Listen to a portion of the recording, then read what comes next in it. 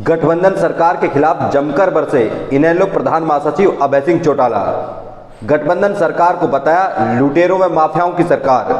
बोले deputy CM बैठ गया गोद में जाकर। गृह मंत्री अनिल विज ने कहा था नशेड़ी, लेकिन मुकदमा ले लिया वापस। यदि जुबान का खरा तो मुकदमा क्यों लिया वापस। कहा खिलाफ गवाही दे तो सरकार से कर देते बाहर। सरकारी दवाई घोटाले के 450 करोड़ रुपए कहां गए आज तक नहीं पता। बोले गेहूं खरीद में किसानों की लेट पेमेंट करने में भी हुआ बड़ा घोटाला, डकार गए ब्याज का 800 करोड़ रुपए। एचपीएससी के ऑफिस में करोड़ रुपए का हुआ लेन देन, खुद को बचाने के लिए मरवाए छापे। अमृत योजना के नाम पर भी प्रदेश में बड़ा भ्रष्टाचार। सीबीआई जांच हुई तो भाजपा के लोग मिलेंगे शामिल। गठबंधन की दोनों पार्टियों के लोग दाव लगाने को रहते हैं तैयार। प्रदेश से पिट चुका है कानून का दिवालिया। नशे का कारोबार करने वालों के नाम व फोटो भी विधानसभा में सौंपे गए थे, लेकिन आज तक नहीं हुई कोई कार्रवाई। सुरक्षा में लगे लोगों पर ही चलाया जा रहा है बुलडोजर। प्रदेश भर में लाखों लोगों की काट दी गई पेंशन। चौधरी देवीलाल ने वृद्धावस्था पेंशन के नाम पर लगाया था पौधा। 5 अगस्त को प्रदेश भर में जिला मुख्यालय पर किया जाएगा प्रदर्शन। कार्यकर्ताओं की लगाई गई ड्यूटी। रविवार को इनेलो के प्रधान महासचिव ऐलनाबाद विधायक चौधरी अभय सिंह चौटाला रेवाड़ी में पहुंचे थे कार्यकर्ता सम्मेलन में भाग लेने। कार्यक्रम के दौरान जिलाध्यक्ष डॉक्टर राजपाल, कमला शर्मा, प्रदेश प्रवक्ता रजवंत रहीनवाल सहित तमाम कार्यकर्ता रहे मौजूद। अब आपको दिखाते हैं किस तरह से चौधरी अभय सिंह चौटाला ने प्रदेश सरकार पर हमला बोला और किस तरह से गठबंधन सरकार को लुटेरों व माफियाओं की सरकार बताया। सर्विस कमीशन के ऑफिस में करोड़ों रुपए का लेन देन नौकरी के अंदर किया जाता है और बाद में जब उस लेन देन में कहीं कोई गड़बड़ी करता है तो फिर जो लोग लेन देन का काम करते हैं वो फिर छापे मरवाते हैं और किसी एक को उस साजिश का शिकार करके अपने आप को बचाने का प्रयास करते हैं। नौकरियों में भ्रष्टाचार है, नगर पालिका और नगर परिषद में भ्रष्टाचार है। अमृत योजना के तहत आया हुआ जो पैसा है वो सत्ता में बैठे लोग जो है केवल खाना पूर्ति करके उस पैसे को खाने का काम किया है। उसकी अगर इंक्वायरी सीबीआई से हो तो फिर मैं ये मान के चलता हूं कि भाजपा के बहुत सारे लोग जो उसमें शामिल मिलेंगे। जहां इन दोनों पार्टियों के किसी के भी वो लगता है कि यहाँ उसके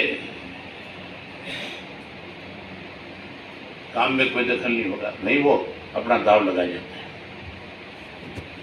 कानून व्यवस्था का पूरी तरह दिवाला पिट गया। आज जो लोग पहले कहीं व्यापारियों को धमकी दे करके फिरौती मांगते थे, आजकल उन्होंने नया काम शुरू कर दिया क्योंकि उनको एक सरकारी संरक्षण मिला हुआ था। और सरकारी संरक्षण इसलिए था उनको, मैंने नशे के कारोबार करने वाले हरियाणा के लोगों के नाम विधानसभा में उजागर किए थे। मुख्यमंत्री को फोटो के साथ, प्रूफ के साथ नाम दिए थे कि ये लोग इन्वॉल्व हैं, आप इनके खिलाफ कार्रवाई करो। कार्रवाई करने के बजाय उनको बचाया गया, उनको संरक्षण दिया गया। आज उसी का नतीजा है कि आज जनप्रतिनिधि जो है आज उनको भी धमकियां मिलती है। और हमारे सरकार के लोग कहते हैं कि हम अपने जनप्रतिनिधियों की सुरक्षा के लिए कड़े इंतजाम कर देंगे। अब जनप्रतिनिधियों की तो सुरक्षा कर दोगे, आम आदमी की सुरक्षा कौन करेगा? उसकी जिम्मेवारी किसकी है? सरकार आम आदमी की सुरक्षा की बात नहीं करती, सिर्फ एमएलए को सुरक्षा देने की, एमपी को सुरक्षा देने की बात करती है। सुरक्षा जो लोग लगाए जाएंगे, आज उनके ऊपर भी बुलडोजर चढ़ा दिया जाता है, आज उनके ऊपर आपका ट्रक चढ़ा दिया जाता है। तो फिर अगर उनमें भय होगा तो वो सुरक्षा कैसे करेंगे? हर जगह पे सरकार फैल हो चुकी है। आज जंगल का राज है प्रदेश में, आज लुटेरों की सरकार है प्रदेश में, आज दोनों हाथों से लूटने में लगे हुए हैं। कमाल की बात है, चौधरी देवीलाल ने जो 100 रुपये भागा पेंशन शुरू करी थी, जो बुजुर्ग को एक सम्मान दिया था जिसमें किसी की आय नहीं देखी गई थी, सिर्फ उम्र देखी गई थी कि जब इतनी उम्र हो जाएगी तो उसको सरकार की तरफ से पेंशन दी जाएगी। और इन्होंने 2 लाख रुपए की इनकम करके उस पर कैप लगा दिया कि जिसकी 2 लाख से ज़्यादा इनकम होगी उसकी पेंशन काट लेंगे, पेंशन काटनी शुरू कर दी। हजारों लोगों की नहीं, लाखों लोगों की पेंशन प्रदेश के अंदर काटी गई है। सरकार ने ये पैमाना तो बना दिया कि 2 लाख रुपए जिसकी इनकम होगी उसकी पेंशन काट लेंगे। ये नहीं देखा कि उस 2 लाख की इनकम वाले का खर्चा कितना है। सालाना उसके घर में अगर 4 मेंबर है तो 2 लाख से गुजारा नहीं चल सकता। कमाई तो 2 लाख हो सकती है, 4 लोग मजदूरी करने वाले होंगे तो भी कर लेगी कमाई, लेकिन खर्चा जो है उसको भी तो साथ साथ आप काउंट करोगे कि नहीं करोगे। उसको हर चीज का खर्च करना पड़ेगा, उसको राशन भी लेना पड़ेगा, उसको समय पे कपड़े भी लेने पड़ेंगे, उसको समय के ऊपर जूते लेने पड़ेंगे, उसको कोई लड़की है लड़का है शादी भी करनी पड़ेगी, उसके खर्चे भी लगने हैं।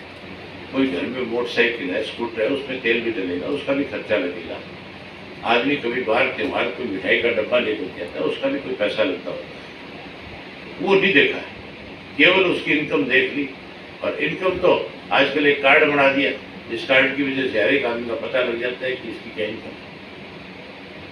ये जो पेंशन काटी है, हमने एक फैसला किया है कि हम इसके खिलाफ 5 तारीख को पूरे प्रदेश भर के अंदर एक डिस्ट्रिक्ट हेडक्वार्टर के ऊपर अपनी पार्टी के साथियों की जिम्मेवारी रही है कि जिनकी पेंशन कटी है उन लोगों को साथ लेकर के आओ और यहाँ शहर के बीच से प्रदर्शन करके डीसी के ऑफिस पे जाओ, सरकार को एक मेमोरेंडम सौंपो और सरकार से इस बात को लेकर के आगाह करके आओ कि या तो इनकी पेंशन बहाल कर दो। ये चौधरी देवीलाल का दिया हुआ सामान है, Indian National Lokdal party Chaudhary का लगाया देवीलाल का लगाया हुआ पौधा है, या तो इसको बहाल करो। अगर बहाल नहीं करोगे तो फिर हम इसको आंदोलन का रूप देंगे, फिर इसके लिए हम बड़ी लड़ाई लड़ेंगे।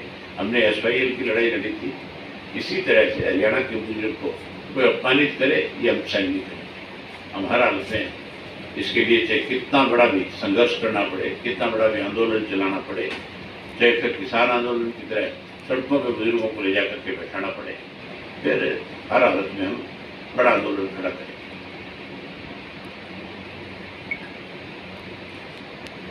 हमने आज अपने कार्यकर्ताओं की बैठक में सारी जिम्मेवारियां लगाई हैं।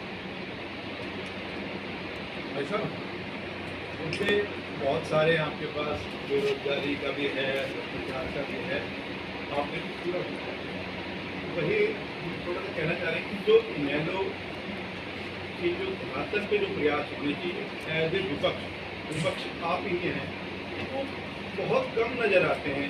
कार्यकर्ताओं को इतना जितनी चीज़ें आप बता रहे हैं एक चीज़ पर उठकर आना चाहिए सड़क पर, वो चीज़ें आ नहीं पाती।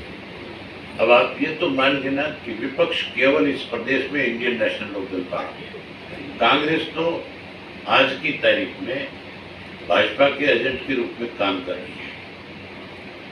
हमने जब कभी भी इन्होंने कोई भी गलत निर्णय किया, केवल इंडियन नेशनल लोकदल पार्टी है जिसने हर मुद्दे को विधानसभा में उठाया। मैं अकेला विधायक होते हुए भी सरकार से जो बेकायदियां करी है उनके ऊपर मैंने जवाब मांगा है। ये बात आप सबको पता है। हमने अपने संगठन के लोगों की जिम्मेवारी लगाई है अब कि बुढ़ापा पेंशन को लेकर के हम इस बात को लेकर के जाएंगे। अब जैसे अग्निपथ वाला मामला था, सबसे पहले इंडियन नेशनल लोकदल पार्टी थी जिन्होंने युवाओं की आवाज को लेकर के गवर्नर से जाकर के मिलने का काम किया। आपको एक चीज और याद दिलाता हूँ, हमने कोई भी वक्त ऐसा नहीं छोड़ा जब कभी कोई इन्होंने इस तरह की अनदेखी करी या कोई गलत निर्णय किए। एक फैसला इन्होंने लिया था एग्जाम का, उस वक्त में सेंट्रल सर्विसेज बोर्ड के एग्जाम भी थे, हरियाणा गवर्नमेंट ने भी साथ में एग्जाम रख दिया। मैं अपनी पार्टी के साथियों को लेकर के गवर्नर से मिला था और हमने वो जो सेंट्रल सर्विसेज के साथ में एग्जाम था उस एग्जाम को पोस्टपोन करवाया। इसी तरह किसान आंदोलन जब चला तो केवल मैं था, इंडियन नेशनल लोकदल पार्टी थी जिसने उस आंदोलन का समर्थन किया और मैंने उस आंदोलन के समर्थन में अपना इस्तीफा दिया, उस आंदोलन को और मजबूत किया। और उसके बाद जब चुनाव हुए, जो मेरा बाई इलेक्शन हुआ था, उस बाई इलेक्शन के अंदर कांग्रेस, बीजेपी, जेजेपी सब लोग मिल गए थे। कांग्रेस की जहाँ दूसरे नंबर पर रही थी पार्टी, उसकी जमानत जब्त हो गई थी। और भूपेंद्र सिंह हुड्डा जी ने तो जाकर के वहाँ ये कह करके वोट मांगा था कि गोपाल कांडा जी मेरे बहुत अच्छे मित्र हैं, भाई आप उनका भी ख्याल रखना। इससे ज़्यादा और आप किसी के पक्ष में कैसे प्रचार कर सकते हैं? हमारी पार्टी हमेशा हरियाणा के लोगों के हितों के लिए, मुद्दों के लिए लड़ती रही है। हमेशा हमने उनके पक्ष में खड़े होकर के लड़ाई को आगे बढ़ाया। आगे भी सरकार कोई भी ऐसा गलत निर्णय करेगी, हम उसके खिलाफ लड़ाई लड़ेंगे। अब चाहे पेंशन का मामला है, चाहे अग्निपथ का मामला है, चाहे कोई बच्चों की परीक्षा की बात है, चाहे कोई बच्चों के एग्जाम जो लीक होते हैं उनकी बात है, हमने हमेशा उनके साथ खड़े होकर के न्याय कराया। सर आप डिस्ट्रिक्ट सभी में जा रहे हैं, तो आज का एजेंडा क्या था? रेवाड़ी में आपने कार्यकर्ताओं के साथ मीटिंग की, आज का एजेंडा क्या था? मैंने आपको सारी बातें अभी बताई है। आज जहाँ ये सरकार की बेकायदगी है तो मैंने आपसे शेयर करी, वो हमारा कार्यकर्ता गांव गांव में इस बात का जिक्र करेगा। और उसके अलावा हमने जोन के स्तर के ऊपर अपना संगठन खड़ा किया हुआ है। हम 1 तारीख से एक मुहिम चलाएंगे पूरे प्रदेश के अंदर। 1 अगस्त से लेकर के 15 अगस्त तक हमने 90 प्रभारी बनाए हैं। हमारे हल्का वाइज एक व्यक्ति की ड्यूटी लगाई है और वो 90 के 90 प्रभारी 1 अगस्त से लेकर के 15 अगस्त तक गांव में और शहर के बाहर लोगों से जाकर के मिलेंगे। और जो जोन के प्रभारी है उनकी हमने आज ड्यूटियां लगाई है कि आप अपने अपने हल्के में जाओ। हर गांव के अंदर 16 हमारे सेल है, उनका एक संयोजक बनाओ और उसके साथ युवा का, महिला का, जनरल का 3 अध्यक्ष बनाने का काम करें। हम हर हालत के अंदर गांव के और शहर के वार्ड के स्तर के ऊपर 15 अगस्त तक अपना एक बड़ा संगठन 20-20 लोगों की जिम्मेवारी लगा करके खड़ा कर देंगे। और उसी संगठन की जिम्मेवारी लगाएंगे कि सरकार की सब जगह पे आप पोल खोलो। हम अपने संगठन के लोगों के साथ बैठ के करेंगे, उनके आगे जिम्मेवारियां लगाएंगे। उसी संगठन के बलबूते पे 2024 जीतने का काम करेंगे। पंचायती चुनाव भी सितंबर में। पंचायत का चुनाव हमने नगर पालिका, नगर परिषद के चुनाव सिंबल पे लड़े। कांग्रेस पार्टी ने तो भाजपा की मदद करने के चुनाव ही नहीं लड़ा सिंबल। उसने तो कहा कि किसी तरीके से बीजेपी की मदद हो, इसलिए हुड्डा साहब ने ये बात साबित कर दी कि मैं कांग्रेस का एजेंट हूँ। हमने लड़ा सिर्फ सिंबल पे चुनाव। और अब जिला परिषद के जो चुनाव आएंगे, हम जिला परिषद के मेंबर का चुनाव सिंबल पे लड़ेंगे। हमारा वार्ड वाइज जो कैंडिडेट खड़ा हुआ उसको सिंबल देंगे। हम सरपंच के चुनाव में कोई दखल अंदाजी नहीं करेंगे। हम ब्लॉक समिति और पंचायत के मेंबर के चुनाव में लोग हम तो चाहेंगे कि बैठ करके सर्वसम्मति से अपना चुनाव लड़ें। हम तो भाईचारा बढ़ाने के पक्ष में हैं, हम भाईचारा खराब करने के पक्ष में नहीं है।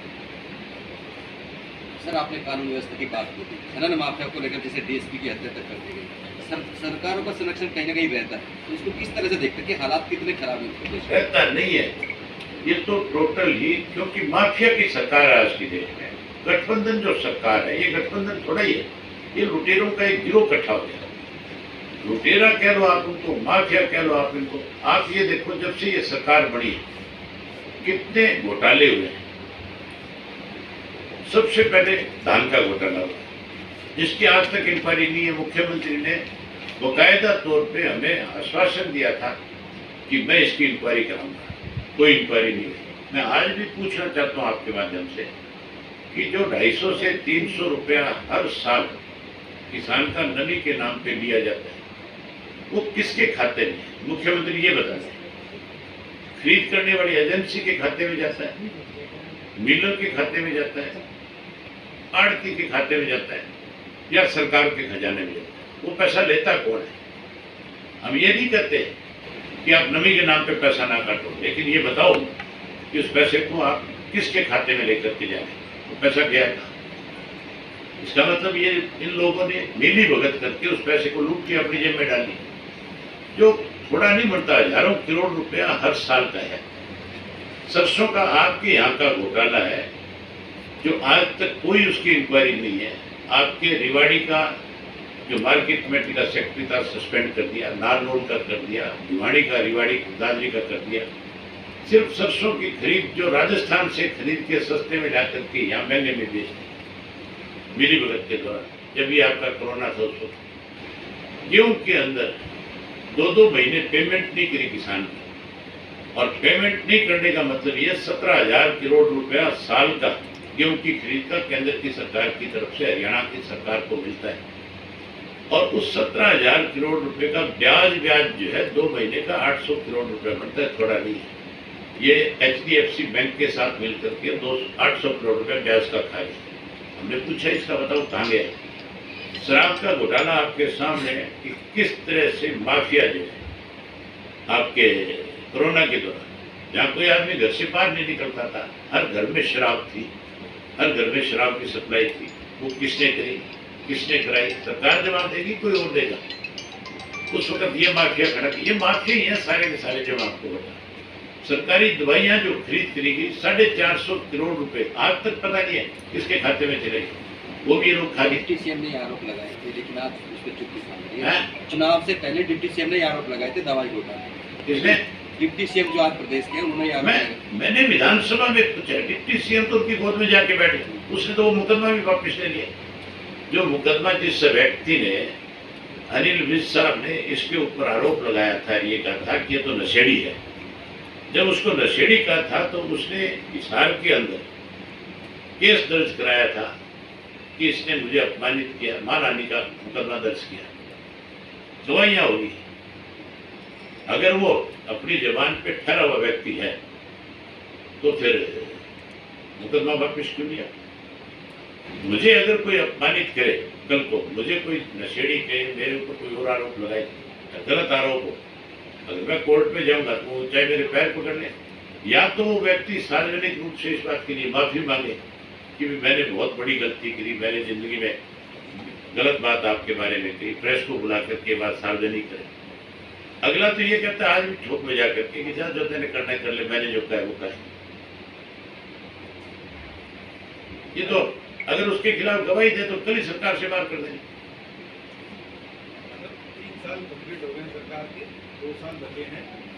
अभी एक विधायक है, इन लोगों को फार्मूला अपन ने तैयार किया है कि अब की बार 2024 में सरकार बनाएंगे। नगर पालिका, नगर परिषद के चुनाव के नतीजे आपने देखे नहीं है। 26.7%, 6% वोट बीजेपी को मिला, मुझे 26.7% मिला। मेरे 7 चेयरमैन जीत करके आए। कांग्रेस का सफाया हो गया, जेजेपी का सफाया हो गया।